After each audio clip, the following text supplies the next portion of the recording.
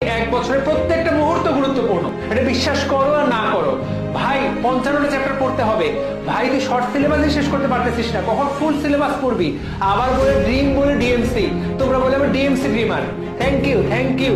এর মধ্যে তুমি আবার প্রেম করো, এর মধ্যে তোমার আবার বিশেষ ফ্রেন্ড আছে, স্পেশাল ফ্রেন্ডের সাথে আবার তুমি হ্যাং আউট করো, মাঝে মাঝে আবার চিল করতে যাও, রেস্টুরেন্টে খাইতে যাও।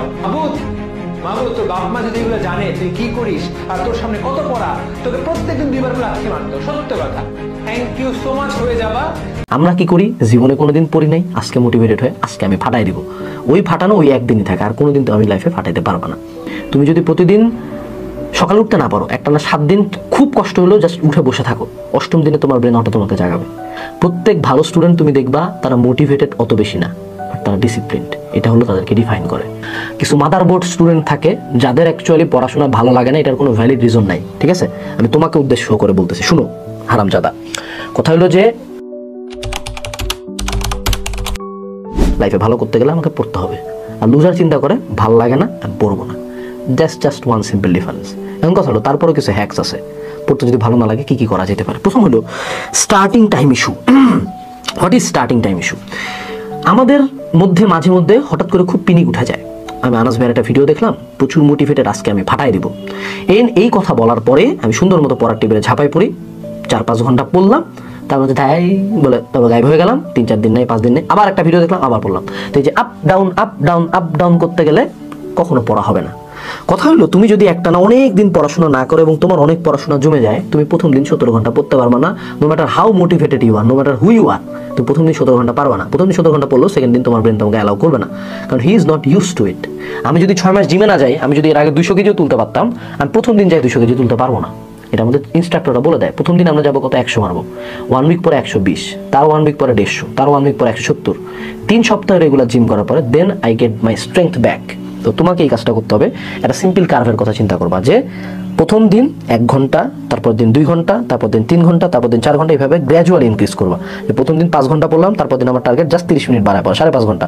তারপর দিন আমার টার্গেট হলো জাস্ট 30 মিনিট বাড়ানো, 6 ঘন্টা। ছোট ইনক্রিমেন্টে টাইমটা বাড়াও। আমরা কি করি, জীবনে কোনোদিন পড়ি নাই, আজকে মোটিভেটেড হয়ে আজকে আমি ফাটাই দিব। ওই ফাটানো ওই একদিনই থাকে, আর কোনোদিন তো আমি লাইফে ফাটাইতে পারবো না। আমাদের ব্রেনকে যখনই আমরা অনেক বেশি স্ট্রেস দিব, অনেক বেশি চাপ দিব, খুব স্বাভাবিকভাবে অ্যাট সাম পয়েন্ট বলবে আই এম টায়ার্ড, আমি আর পারবো না। এইটাকে বলে ক্রিয়েটিভিটি ব্লক বা প্লাটু বা যা বলো। ওই পয়েন্টে তুমি যত ব্রেনের উপর প্রেশার দাও, তুমি কোনো কিছু আউটপুট আনতে পারবা না। সো প্লাটুর সময় কি করতে হবে, ব্রেক নিতে হবে, যেমনি হোক আমাকে ব্রেক নিতে হবে। কিন্তু ব্রেকটা আবার টাইম পিরিয়ড একটা বড় ব্যাপার, যে ব্রেক 15 মিনিটেরও আছে, ব্রেক 15 দিনেরও আছে। কিন্তু 15 মিনিটের ব্রেকের পরে তুমি ব্যাক করতে পারো, কিন্তু 15 দিনের ব্রেকের পরে তুমি আর ব্যাক করতে পারবা না। সো অবশ্যই ব্রেকটা এমন হতে হবে, যেমন বডি বিল্ডার যারা, ওরা দেখবা এক্সারসাইজ করে 30 সেকেন্ড থেকে 1 মিনিট ওয়েট করে আবার এক্সারসাইজ করে। That can be a good example of break. তুমি তোমার পড়াশোনাতেও এই মিক্সিংটা করতে পারো। সে টু সে তুমি একটানা প্রতিদিন যদি ফিজিক্স 4 ঘন্টা 5 ঘন্টা করে করো, তোমার ফিজিক্স অ্যাট সাম পয়েন্ট ব্রেনের ভালো লাগবে না। আমরা অবশ্যই মিক্সিং চাই, আমরা অবশ্যই চাই যে ডিফারেন্ট কিছু। নাহলে জেলে মানুষজন কেন পাগল হয়? জেলে আসলে শাস্তিটা কি? খাইতে দিতেছে, ঘুমাইতে দিতেছে, খেলতে দেয়, চিকিৎসা সেবা পায়, বিড়ি খাইতে পারবো, সব করতে পারবো। জেলে সমস্যাটা কি? সমস্যা হলো ওইটুকুই আমার লাইফ, এটা আমার ব্রেন কখনো অ্যাকসেপ্টই করতে পারে না as a human being. Okay, as a homo sapien. So সেক্ষেত্রে তুমি যেটা করতে পারো, তুমি তোমার পড়াশোনাটাকে মিক্স আপ করতে পারো। কয়েকটা সাবজেক্ট, কয়েকটা টপিক 1 ঘন্টা পর আমি এক্সচেঞ্জ করে পড়লাম, যে প্রথমে 1 ঘন্টা ফিজিক্স, তারপর আবার কেমিস্ট্রি, তারপর আবার ফিজিক্স, তারপর দিনের পড়াশোনার শিডিউলিংয়ে কয়েকটা সাবজেক্ট রাখা। প্রথম দিকে আমাদের কঠিন সাবজেক্টগুলো রাখা, পরবর্তীতে ইজি সাবজেক্টগুলো রাখা। যখনই আমি ডাউন ফিল করবো, আমি একটা ইজি সাবজেক্ট পড়বো, ঠিক আছে? দেন ওখান থেকে এনার্জি সঞ্চয় হবে, আমি কঠিন সাবজেক্টে ব্যাক করবো। পমিডোরো টেকনিক কি বলে, যে তোমার যদি 1 ঘন্টা পড়তে লাগে, তুমি 1 ঘন্টা একটা না পড়ো, সমস্যা নাই। তোমার যদি 3 ঘন্টা একটা না পড়তে লাগে, তোমার ব্রেন কখনোই 3 ঘন্টা পারফর্ম করতে পারবে না। নর্মালি আমাদের ব্রেন 45 মিনিট থেকে 1 ঘন্টা ফোকাস ধরে রাখে। তো 45 মিনিট থেকে 1 ঘন্টা করার পরে তুমি একটা 10 মিনিটের ব্রেক উইন্ডো দিবা, ঠিক আছে? পড়ার টাইম এভাবে কমবে, একটা ব্রেক উইন্ডো পড়বে, দেন আবার 45 মিনিট পড়বে, আবার 10 মিনিটের ব্রেক। কারণ তোমার 45 মিনিটের যে এনার্জিটা লস হয়েছে, সেটা ফিল আপ করতে 45 মিনিট লাগে না। তোমার ব্রেন এটা 5 থেকে 10 মিনিটের মধ্যে ফিল আপ করে ফেলে। এবং প্রত্যেকের ক্ষেত্রে টাইমটা হয়তো একটু ডিফারেন্ট হবে। এমন না যে আমি 10 মিনিট বসে 10 মিনিটই করতে হবে, তুমি তোমার জন্য টাইম বের করবে, 2 মিনিট হতে হবে, 5 মিনিট হতে হবে। এবং ওই টাইমটাতে তুমি তোমার ফেভারিট কিছু একটা করবা, গান শোনো, নামাজ পড়ো, কোরআন শরীফ পড়ো, কাউকে কল দাও, গেম খেলো, ফেসবুকে ঢুকো, যা করো, something you enjoy, something that gives you the dopamine. ওই কাজটা করো, দেন আবার পড়াশোনায় ব্যাক করো। অর্থাৎ আমি যদি 6 ঘন্টা পড়তে চাই, আমি খুব সিম্পলি 30 মিনিট করে পড়বো, 5 মিনিট ব্রেক নিব। এইভাবে করে 6 ঘন্টা পড়ার জন্য আমার টোটালে 12টা পড়ার স্লট হবে, এবং 12 × 5 অর্থাৎ 1 ঘন্টা আমার এক্সট্রা ব্রেক যাবে। অর্থাৎ আমাকে টোটাল 7 ঘন্টা টাইম দিলে আমি 6 ঘন্টা সবচেয়ে ইফেক্টিভলি পড়বো। That is Pomodoro technique for you. পড়াশোনার ক্ষেত্রে স্টাডি পার্টনার লাগে। স্টাডি পার্টনার অপোজিট জেন্ডারের না হয় ভালো, হইলেও সেখানে যাতে প্রেমের সম্পর্ক না থাকে, এটাতে পড়াশোনা হবে না। বাট যদি তোমার পার্টনার থাকে, যেমন আমার বন্ধু ছিল জিহাদ, ও আর আমি একসাথে পড়াশোনা করতাম। সো কোনো কারণে যদি আমি পড়তে নাও চাইতাম, ও যখন বলতো যে মামা আমি পড়তেছি বা তুই পড়, খুব স্বাভাবিকভাবে আমরা মানুষ হিসেবে অনেক বেশি কম্পিটিটিভ। আমি চেষ্টা করতাম তুই পড়তেছিস বেটা, আমি কেন পড়বো না, আমিও পড়বো। পার্টনার যদি তোমার সেম লেভেলের বা সবচেয়ে ভালো হয়, তোমার পার্টনার যদি তোমার চেয়ে উপরের লেভেলের হয়, অর্থাৎ ও তোমার চেয়ে বেশি পড়ে, খুব স্বাভাবিকভাবে ও যখন পড়বে তুমি অ্যাটলিস্ট বসে বাল ফেলাবা না। গাধার সামনে যেমন গাজর ঝুলায় রাখে না, তারপর গাধা দৌড়ায়, এই জিনিসটা কিন্তু আমাদের মানুষের ক্ষেত্রে কমপ্লিটলি প্রযোজ্য। তো তুমি যদি অ্যাজ এ হিউম্যান বিইং নিজেকে ছোট ছোট টার্গেট দাও, যে আজকে আমি পড়তেছি কেন, কালকে কোচিংয়ের পরীক্ষাটা ভালো করবো, তারপর আমি কেন পড়তেছি, আমি কলেজের পরীক্ষাটা ভালো করবো, তারপর আমি কেন পড়ছি বাসার টিচারের পরীক্ষাটা ভালো করবো, তারপর কেন পড়ছি একটা অলিম্পিয়াড আছে, অলিম্পিয়াডের পরে কি আছে, এইচএসসি পরীক্ষা আছে, তারপর কি আছে, অ্যাডমিশন আছে, তারপর আমি এই কোচিংয়ের পরীক্ষা ভালো করবো। কনস্ট্যান্টলি ছোট ছোট টার্গেট দিয়ে কিন্তু পড়ার ইচ্ছাটা ধরে রাখা যায়। তোমরা কি করো, তোমরা শুধু পড়ো, এক্সাম কখনো দাও না। এই জন্য অনলাইন অফলাইন এক্সামগুলোতে থাকবা, থাকে লাইফে নিজের থেকে ছোট ছোট টার্গেট দেবো, যে আমি কেন পড়তেছি, এটার জন্য পড়তেছি। আমি আমার বাড়ির স্যারকে বললাম স্যার আপনি একটা এক্সাম নেবেন প্রতি সপ্তাহে, তাহলে আমি কিন্তু স্যার এক্সামের জন্য হলেও পড়ি, ঠিক আছে। মোটিভেশন অলওয়েজই সস্তা থাকে, অর্থাৎ তোমার এই পিনিকটা ইনিশিয়াল স্টেজে উঠাবে, but in the long run কখনো মোটিভেশন সাস্টেন করে না। মোটিভেশন আর ডিসিপ্লিনকে তুমি চিন্তা করতে পারো বম্ব আর ফুয়েল হিসাবে। একটা বোমের মধ্যে যে স্পার্কটা থাকে ওটা কিন্তু খুব দ্রুত জ্বলে, রাইট? ওই স্পার্কটা ছাড়া ভিতরে যে বারুদ আছে এটা কখনো বাস্ট হবে না। এবং তুমি চিন্তা করো একটা বোম যেটার মধ্যে শুধুমাত্র স্পার্কটা আছে, ভিতরে কোনো বারুদ নেই, ওই বোম বাস্ট হবে না। আর একটা বোম যেটার মধ্যে অনেকগুলো বারুদ আছে কিন্তু কোনো স্পার্ক নাই, ওটাও কখনো বাস্ট হবে না। সো এই স্পার্কটা হলো মোটিভেশন এবং ভিতরের বারুদটা হলো ডিসিপ্লিন। তুমি স্টার্ট করবা মোটিভেশনের কারণে, তুমি কাজটা করে যাবা ডিসিপ্লিনের কারণে। সো পড়াশোনার একটা fixed time, fixed routine, fixed একটা প্ল্যান বানায় ফেলতে হয়, যে আমি এই টাইম হলে পড়ি। তুমি যদি প্রতিদিন সকালে উঠতে না পারো, একটা না 7 দিন খুব কষ্ট হলেও জাস্ট উঠে বসে থাকো, 8ম দিনে তোমার ব্রেন অটো তোমাকে জাগাবে। তোমার ব্রেন হ্যাবিট ফর্মেশনে মাস্টার পুরা। যেমন হোক, তুমি একটা ঠিক টাইমে উঠো, ঠিক টাইমে ওয়াশরুমে যাও, ঠিক ওই পরিমাণ পানি খাও, এক্স্যাক্টলি তোমার ব্রেন এটা কিন্তু কন্ট্রোল করতে পারে। সো এই হ্যাবিটটা তোমাকে কষ্ট করে হলে ফর্ম করতে হবে, ডিসিপ্লিনটা ফর্ম করতে হবে। প্রত্যেক ভালো স্টুডেন্ট তুমি দেখবা তারা মোটিভেটেড অত বেশি না, বাট তারা ডিসিপ্লিনড, এটা হলো তাদেরকে ডিফাইন করে। সব শেষে আমি আরেকটা কথা বলবো, সেটা হলো মাদারবোর্ড ইস্যু। কিছু মাদারবোর্ড স্টুডেন্ট থাকে যাদের অ্যাকচুয়ালি পড়াশোনা ভালো লাগে না, এটার কোনো ভ্যালিড রিজন নাই, ঠিক আছে। আমি তোমাকে উদ্দেশ্য করে বলতেছি, শুনো হারামজাদা। কথা হলো যে অলওয়েজ যে সবারই প্রবলেমগুলো থাকে এমন না। তুই হলে এমন জারুয়া একটা ছোয়াল, যে ছোয়ালটা অ্যাকচুয়ালি সারাদিনে কোনো পড়াশোনা করে না, তোর কিন্তু কোনো ব্রেক হয় নাই, তোর কিন্তু কোনো মানে একটা না অনেকক্ষণ পড়ছিস দেখে ভালো লাগতেছে না, এমনও না। তুই খালি পড়িস না কারণ তোর পড়া ভালো লাগে না, তুই পড়িস না, পড়াশোনা জোর করেই করতে হয় ইন দ্য ফার্স্ট প্লেস। তো তোকে যত টেকনিকই বলি মামা, তোর কিন্তু হবে না। প্রথমত আয়নার সামনে যায় ফাট করে কানের নিচে একটা লাগাবি নিজের, বলবি থু এরকম একটা হিজড়া ছোয়াল আমি, ছি ছি ছি ছি ছি ছি, আমাকে পড়তে হবে, ঠিক আছে। অনেক ছোয়াল আছে যারা তোমার চরম লেভেলের মানে জারুয়া, যারা অ্যাকচুয়ালি আমাদের এই ভিডিওগুলো নিয়ে নিজের লাইফের একটা রিজন বানায় ফেলো, যে আমি এই কারণে পড়তে পারতেছি না। রিমেম্বার ওয়ান থিং, তুই পড়তে পারতেছিস না এটা তোর লস। তুই খারাপ রেজাল্ট করলে এতে কারো কোনো ভালো যায় আসে না, মা কসম, জাস্ট যায় আসে তোর আর তোর বাপ মায়ের। তোর বাপ মা তোর আগে মরবে নিঃসন্দেহে, তো ওদেরও অত বেশি যায় আসে না। তোকে পয়দা করছে লাইফের গোল কিন্তু সে। তুই ম্যাথ করবি একটা, ম্যাথ করবো 10টা, তুই যা করবি তুই আমাকে জাস্ট একটা জায়গায় বিট করতে পারবি না, সেটা হলো আমার ওয়ার্ক এথিক।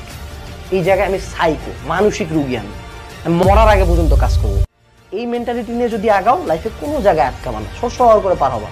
আর যার মাথার মধ্যে এই আফসোসটা থাকে, আল্লাহ আমার ভাগ্য কেন ভালো না, আমার ব্রেন কেন ভালো না, আমার লাইফে কেন এত প্রবলেম, এগুলোতে তোমার কোনো কন্ট্রোল নেই। You only have the control over your work ethic, over your dedication, over your focus.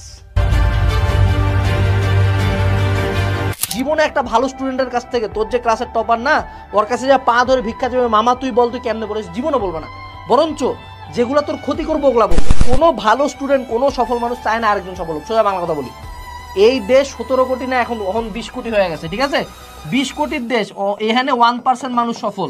এখানে মনে করো বেকার লাখ লাখ শিক্ষিত বেকার, গ্র্যাজুয়েট MBA BBA ধারী বেকার, বেকার একদম ফাঁস বেকার, 1 টাকা কামাই নেই। এই জায়গায় কেউ চায় না যে তুমি সফল হও, কেউ অরিজিনাল সিক্রেটটা শেয়ারই করবে না, যে সে কতক্ষণ করছে, কত কষ্ট করছে, কত স্ট্রাগল করছে। ও চাই না তুই ভালো কর, আর লাগে না তো, হবে না। আর টাকা দিয়ে কি করবি, এদের ন্যারেটিভ টাকা দিয়ে কি করবি, আরে রেজাল্ট দিয়ে কি করবি। আরে হারামজাদা, তোরই তো টাকা আছে, তোরই তো রেজাল্ট আছে, তা আমার হলে তোর সমস্যাটা কোথায়?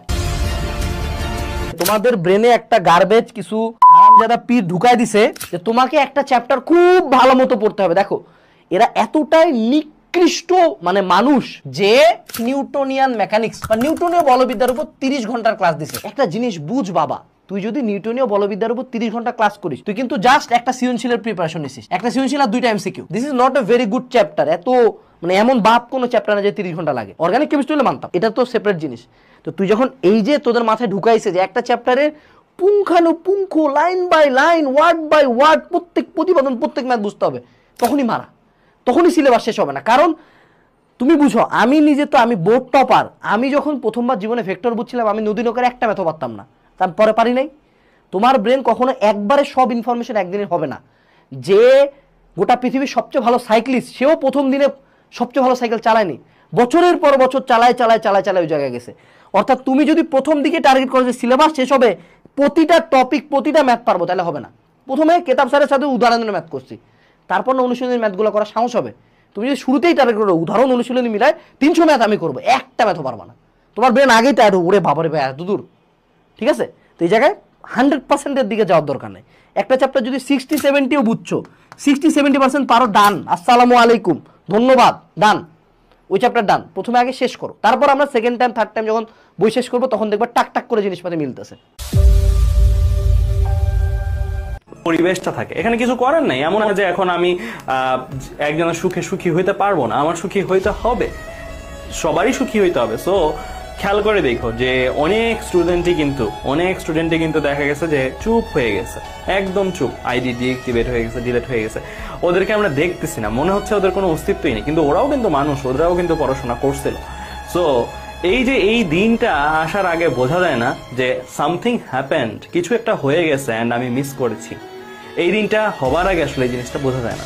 21 ব্যাচের এখন যে কোনো স্টুডেন্টের কাছে তুমি মতামত চাও, সবাই ফারজানা মিষ্টি সোজা লাগছে। Dilafroz Sultana, thank you so very much guys, when you say it's easy.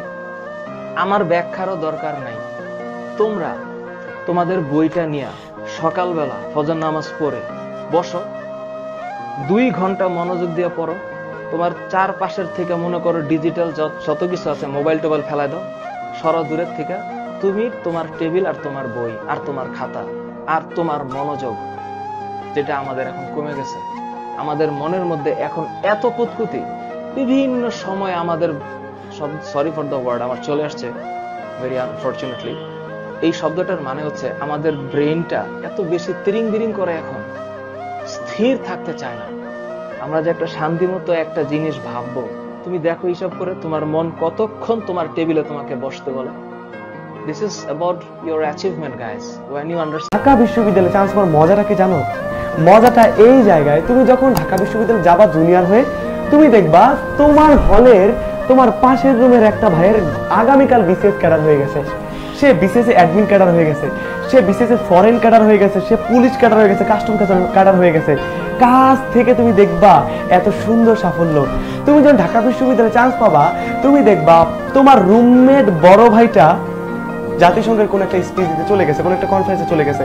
তুমি যখন ঢাকা বিশ্ববিদ্যালয়ে ভর্তি হবা, তুমি দেখবা তোমার পাশের বড় ভাইটা চমৎকার লেভেলের গান করে, চমৎকার লেভেলের গিটার প্লে করে। তুমি যখন ঢাকা বিশ্ববিদ্যালয়ে চান্স পাবা, তুমি দেখবা তোমার হলের বড় ভাই অনেক ফেমাস ব্যক্তি ছিল, যেমন ঢাকা বিশ্ববিদ্যালয়ের আমার হল হাজী মোহাম্মদ মুশিল হলের আমাদের হুমায়ুন আহমেদ ছিল 564 নাম্বার রুমে, যে বাংলাদেশের যে বিখ্যাত কথা সাহিত্যিক হুমায়ুন আহমেদ, সে আমার হলের বড় ভাই। আমি তাকে বড় ভাই বলতে পারি, কেন? সে আমার হলের বড় ভাই। সে হলে বসে সে নন্দিত নরকে লিখছে, সে শঙ্খনীল কারাগার লিখছে। আমাদের হলের বড় ভাইকে ওই যে ওবায়দুল কাদের, বাংলাদেশের সড়ক ও যোগাযোগ মন্ত্রী, সেতু মন্ত্রী, সে আমার হলের বড় ভাই। সে আমার বড় ভাই কেন না, সে আমার বড় ভাই। আমার হলের বড় ভাই, আমি জোর দিয়ে বলতে পারি কে, আর যে কিবরিয়া, আর যে অর্ক, আর যে নীরব, আমি বলতে পারি।